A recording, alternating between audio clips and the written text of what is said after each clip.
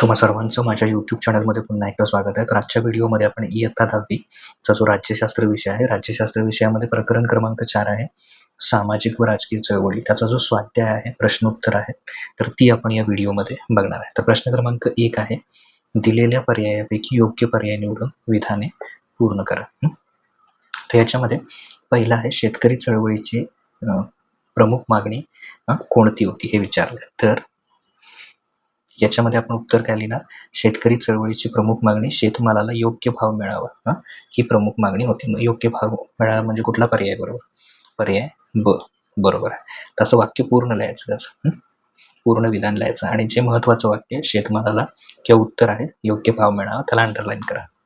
त्याच्यानंतर दुसरं आहे, शेतीचे उत्पादन वाढवण्यासाठी आणि अन्नधान्याबाबत स्वयंपूर्ण होण्यासाठी काय करण्यात आलं. तर त्याचं उत्तर आहे हरित क्रांती, पर्याय ब.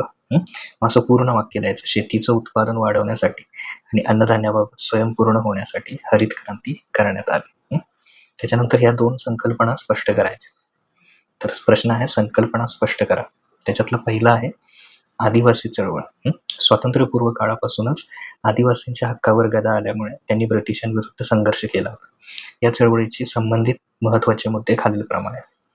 पहिला आहे पार्श्वभूमी, जंगलातील संपत्तीवर आदिवासींचा पारंपरिक अधिकार होता, परंतु ब्रिटिश कायद्याद्वारे त्यांच्या हक्कांवर गदा आली. छोटा नागपूर परिसरातील कोलाम, आरो, संथाल, महाराष्ट्रातली कोळी, भिल्ल, रामोशी यांनी ब्रिटिशांविरुद्ध मोठा आवाज उठवला. त्यांच्या प्रमुख मागण्या काय होत्या? आदिवासींचा जंगलावरील अधिकार मान्य केला जावा, वनातील उत्पादने गोळा करण्याचा आणि वनजमिनीवर लागवडी करण्याचा अधिकार त्यांना मिळावा. त्याच्यानंतर आदिवासींचे जल, जंगल आणि जमीन यांवरचे त्यांचे जे स्वतःचे हक्क आहेत ते सुरक्षित राहावे. दुसरं जे लिहायचं आहे, टिपा लिहायचा आहे, ते आहे कामगार चळवळ.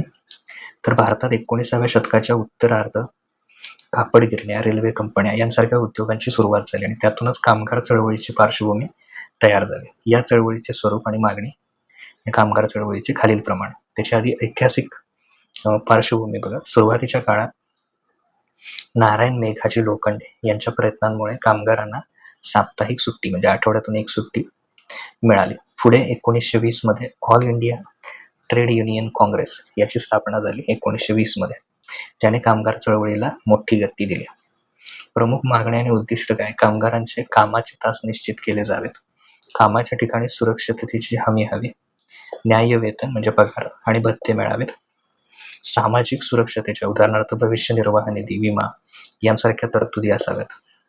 सध्याची स्थिती, स्वातंत्र्योत्तर काळात कामगार चळवळीने अनेक मोठे लढे दिले, परंतु जागतिकीकरणाच्या काळात कंत्राटी पद्धतीमुळे कामगारांचे प्रश्न बदलते असून ही चळवळ आता नव्या आव्हानांना तोंड देत आहे.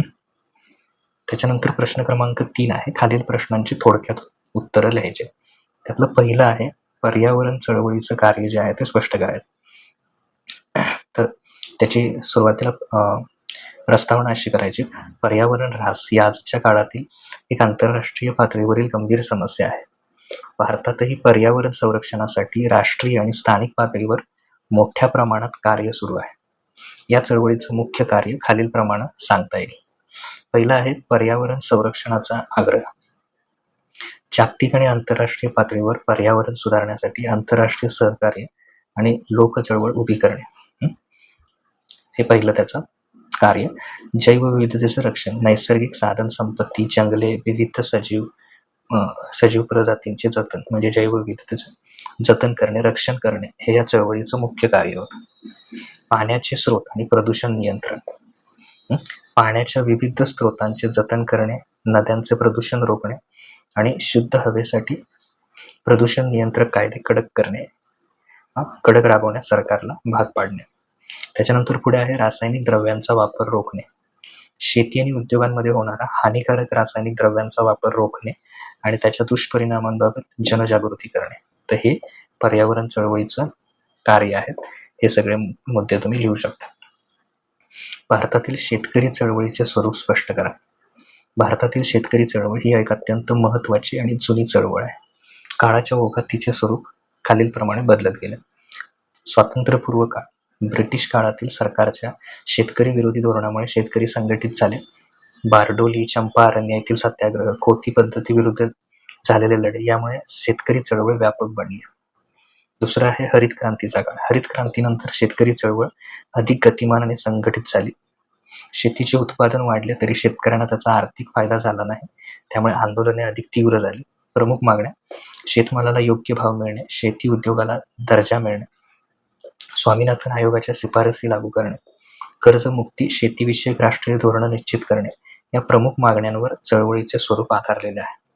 सध्याचे स्वरूप: आज शेतकरी संघटना राजकीयदृष्ट्याही सजग झाल्या असून दिल्लीतील ऐतिहासिक शेतकरी आंदोलन किंवा विविध राज्यातील संप यातून या चळवळीचं स्वरूप अधिक आक्रमक झालेलं दिसून येतं. त्याच्यानंतर पुढे आहे स्वातंत्र्यपूर्व काळात स्त्री चळवळीच्या कोणत्या सुधारणांसाठी लढत होते. तर स्वातंत्र्यपूर्व काळात भारतातील स्त्री चळवळीची सुरुवात प्रामुख्याने पुरुष समाज सुधारकांच्या पुढाकाराने झाली. त्यानंतर स्त्रिया संघटित होऊन आपल्या हक्कांसाठी लढू लागल्या. या चळवळीला प्रामुख्याने खालील सुधारणांसाठी लढत होत्या. त्यातलं पहिलं आहे अमानुष प्रथांना विरोध. स्त्रियांवर होणारे अन्याय, सतीप्रथा बंद करणे, बालविवाहाला प्रतिबंध करणे, केशवपणाची चाल बंद करणे यासाठी या चळवळी होत्या. दुसरं स्त्री शिक्षणासाठी हक्क. स्त्रियांना शिक्षणाचा अधिकार मिळवून देणे आणि त्यांना सन्मानाने जगता येणे ही या चळवळीची सर्वात मोठी मागणी होती. उदाहरणार्थ महात्मा ज्योतिराव फुले व सावित्रीबाई फुले यांचं कार्य. त्याच्यानंतर पुढचं आहे पुनर्विवाह व वारसा हक्क. पुनर्विवाह व वारसा हक्क. विधवा स्त्रियांना पुनर्विवाहाचा कायदा संमत करून देणे तसेच त्यांना मालमत्तेचे व कुटुंबात कायदेशीर वारसा हक्क मिळवून देण्यासाठी संघर्ष केला गेला. पुढे आहे राजकीय अधिकार. स्वातंत्र्य आंदोलनाच्या काळात स्त्रियांना मतदानाचा आणि राजकीय प्रक्रियेत सहभागी होण्याचा अधिकार मिळावा यासाठी विमेन्स इंडियन असोसिएशन यासारख्या संघटनाने सुद्धा लढा दिला. त्याच्यानंतर पुढे आहे पुढील विधाने चूक की बरोबर ते सकारण स्पष्ट करायचं. पहिलं आहे लोकशाहीमध्ये चळवळींना फार महत्व असते. तर हे विधान पहिला लिहायचं बरोबर आहे, कारण चूक की बरोबर सांगायचं. त्यामुळे पहिलं असलं पाहिजे हे विधान बरोबर आहे. त्याचं पहिलं कारण लोकशाहीत नागरिकांना एकत्र येण्याचा आणि शांततापूर्ण मार्गाने आंदोलन करण्याचा घटनात्मक अधिकार असतो. दुसरं चळवळींच्या माध्यमातून लोक आपले प्रश्न शासनासमोर मांडतात आणि त्यावर चर्चा घडवून आणतात. तिसरं शासनाच्या एखाद्या धोरणाला किंवा निर्णयाला विरोध दर्शवण्यासाठी चळवळी हे प्रभावी माध्यम ठरते.